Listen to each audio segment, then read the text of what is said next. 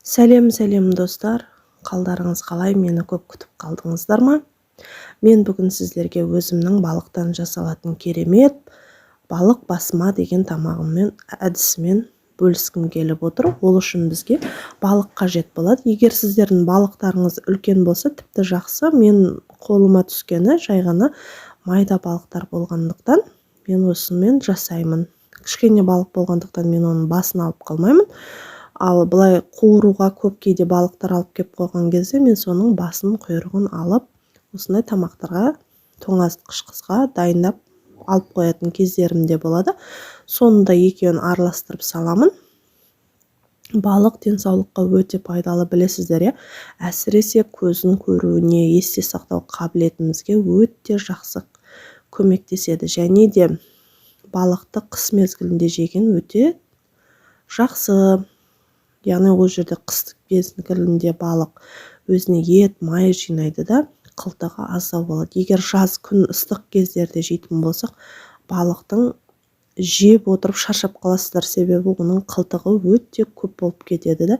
Олар ол кезде уылдырық шашады. Мінекей қазанға түбіне осылай пияздың біраз бөлігін турап, жақсылап сеуіп жалғастырамыз. Оның үстіне бір дана сәбіз және картоптарыңыз майда болса, бүтін күйінде салсаңыздар да болады. Менің біраз картоптарым майда болғандықтан мен оны бүтін күйінде салдым. Ал ірілерін турап салдым. Және чесноктарыңыз мен үйде азғантай ғана қалып қойыпты, сол себепті мен чеснокты аздап қана қосып қойдым. Сіздер чесноктарыңыз көп болатын болса, 2 бас, 1 басты қосуға болады. Мінекей мен аскөктерді де өстіп қыс мезгіліне деп тоңазытқышқа сақтаймын. Қысы мен көктемге дейін дәл осылай барлық тағамдарыма қосып отырамын. Және де өздеріңізге ұнайтын приправаларды сепсеңіздер болады. Мен ондайды көп қоса бермеймін. Жай ғана ащы бұрыш пен лавр жапырағын қостым. Және видеода көріп тұрғандарыңыздай барлығын бір-бір қабаттан салып шығасыздар. 40 жапырақты да жұқалап турап, әдемілеп орналастырасыздар. Әр 2-3 ингредиентті салған сайын дәміне қарай аскөктерді, тұзын, дәмдеуіштерін сеуіп отырасыздар. Дәл осы видеода көріп тұрғандарыңыздай, ең төбесіне сұйық майды 150-200 граммдай ғана құямын.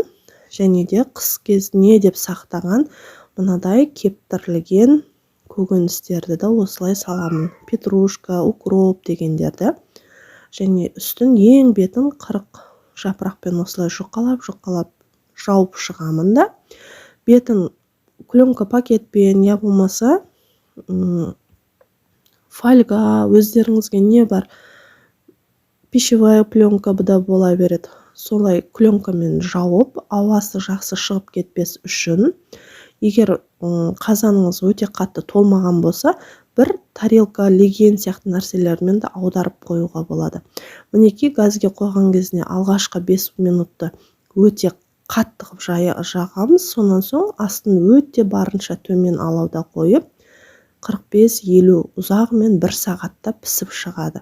Пісіп шыққан тамағымызды осылай легенге әдемілеп орналастырамыз. Араластырудың қажеті жоқ, себебі біз әр 2 ингредиент, 2-3 ингредиент сайын біз өзінің тұзын, көкөністерін салып отырдық.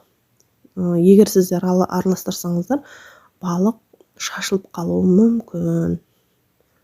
Достар, осы рецептпен жасап көріп, комментарий жазып, өз ойларыңызды жазып, жасап көрген жағдайларыңызды жазып, немесе достарыңызбен бөлісуге де болады.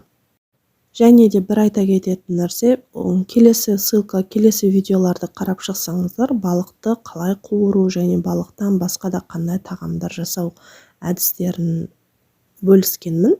Соларды да көріп қарап шықсаңыздар болады. Өз ойларыңызды да оған астына жаза кетіңіздер.